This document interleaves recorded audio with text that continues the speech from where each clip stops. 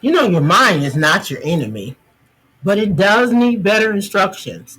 Hi, I'm Dr. Sakira, business psychologist, CEO whisperer, and the voice in your ear reminding you that your thoughts were never meant to lead.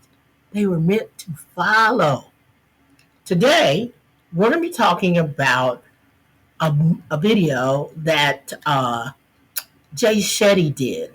It was a powerful message on taking your mind off of autopilot and putting it on assignment. It's about how you train your mind to work for your purpose, not against it. See, the first thing you got to remember is your mind is your servant, not the master. The most successful CEOs I coach don't have perfect thoughts. They've trained their mind to respond to imperfect ones. They understand that the mind is like a wild stallion, a horse where it's just riding super fast. It's beautiful, it's powerful, but it is untamed unless you guide it. And so the first thing you have to do, is very, very simple. You have to tell your mind what to think before it tells you what to feel. Because your mind will tell you you're feeling something and it isn't real. Your feelings are based on what your mind has taken in and decided that that's the meaning. So the first thing you have to do every single morning in order to take control of your thoughts is 3 intentional statements. 3. Number 1, you're going to say, today I'm going to focus on what builds, not what breaks. My mind serves my mission, not my fear. I have the power to choose a better thought. Now, isn't that nice? I have the power to choose a better thought. So if you start with those, you are going to be in such a better place. You're going to be able to make some better decisions because you are not walking in this space. So again, what are those 3? Let's get it right. 3 intentional statements. Number 1, I focus on what builds, not what breaks. Number 2, my mind serves my mission, not my fear. And number 3, I have the power to choose a better thought. Now, when you think about choosing a better thought, how do you ever get there? God said in Romans 12:2, be transformed by the renewing of your mind. That means that you can make a transformational decision. And transformation is a decision, not a destination. Your mind can be renewed. So even what you were thinking yesterday doesn't have to be what you think tomorrow. It can be renewed daily, but only if you direct it. So start noticing what you're thinking. Number 2, here's the PowerPoint that you can shift. Number 2, it's the power of repetition. The power of repetition. Neuroscientists agree that the scripture says that you can renew your mind, and repetition is how you renew it.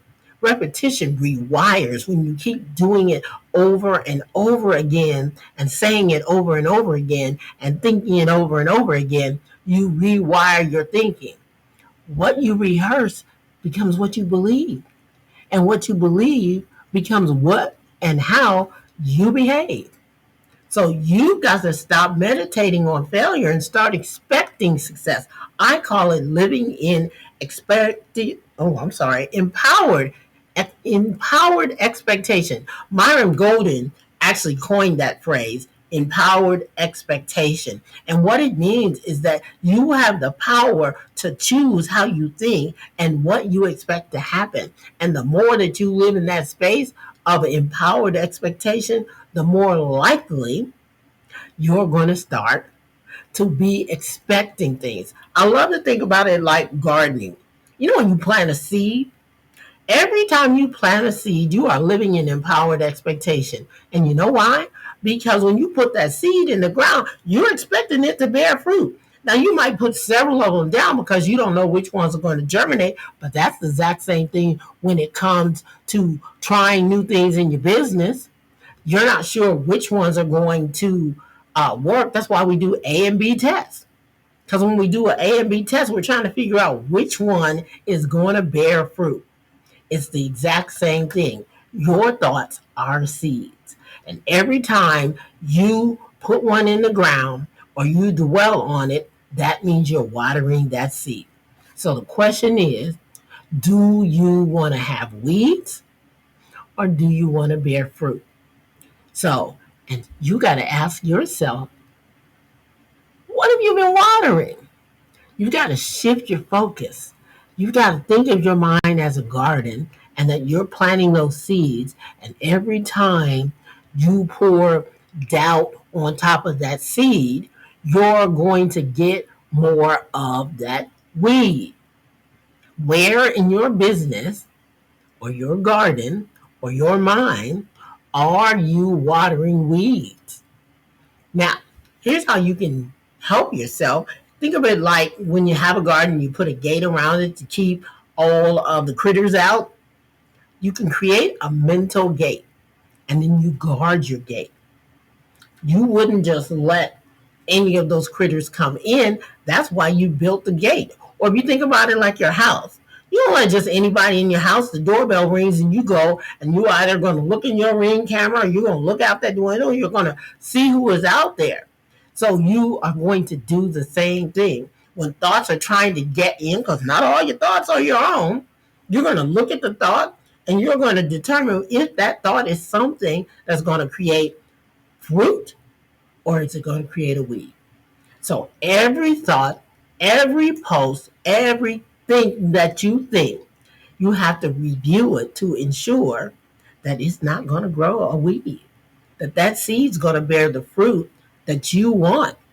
So start guarding what enters your mind. Start guarding what you're thinking about. Audit what you're thinking about. When you're thinking these negative thoughts, ask yourself, are these my actual thoughts or is this something that I got from somebody else? Audit your habits. You know what I mean when I say your habits? Sometimes people will say things like, well, this is how I've always done it. That don't make it right. Just because you've always done it that way, that does not make it right. And definitely audit your circle. What does that mean? Audit your circle. Check and see if you're staying around people who are feeding that negativity and that negative expectation, because you only rise to the highest level of the top 5 people you spend time with. And so, if you're looking at your time and you're looking at your attention, and even though your business is successful, maybe you've hit a plateau because you're staying around people that believe that this is as high as you can go. You might need to change your circle. You might need to level up. You might need to move to a new group of people so that you can be in a space where your thoughts are changing and the things you're hearing are changing.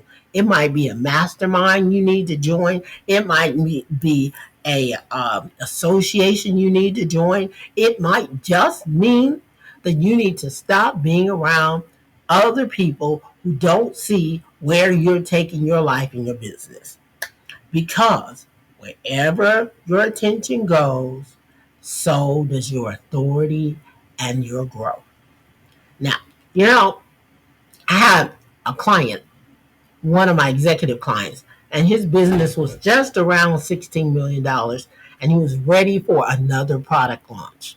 Now, he knew he was ready for the product launch based on the sales, based on the product, based on what was out in his industry. But he was paralyzed by fear. And it wasn't because he wasn't ready. It was because he kept playing over and over and over in his head the last time he launched. And the last time he launched 5 years before, it didn't work the way he wanted it to work.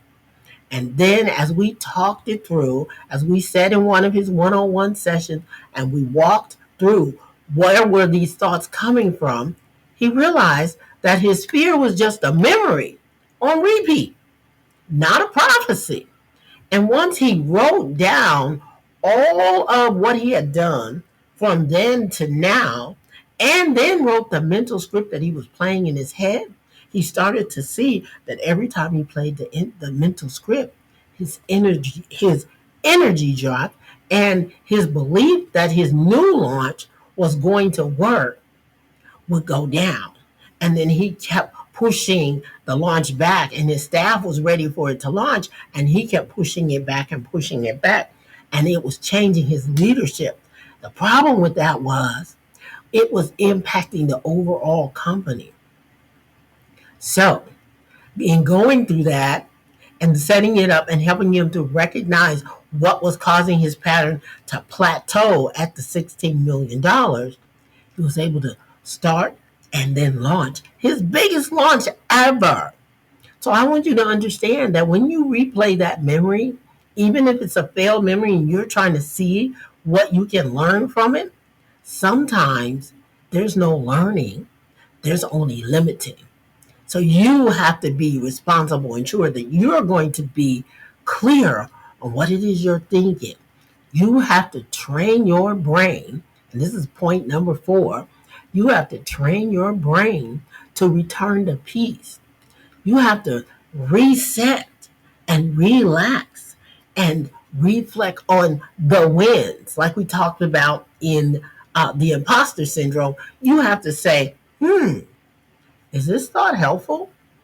And if it's not, release it, replace it, and return to peace. Because if you get stuck, you are going to keep replaying and replaying and replaying. And while you may want the next level, your thoughts will keep you from going to the next level. So you got to know something here. I want to make sure I tell you this. You're not at the mercy of your thoughts. You are the manager of your mind. So today, take that role seriously. You are the manager of your mind. Today, you can control your peace. You can guard your focus. You can decide what you're thinking and what you're not going to think. Now, drop a comment in the box below if you've been thinking these thoughts and now this helped you to clear up some of the fears, some of the stuckedness that you may have found, and share this with somebody who's been stuck in their head too long. You know what? We're not done. Next time, we're going to be talking about how to create peace in the pressure of being a successful CEO. So I'll see you then. This is the CEO Whisper.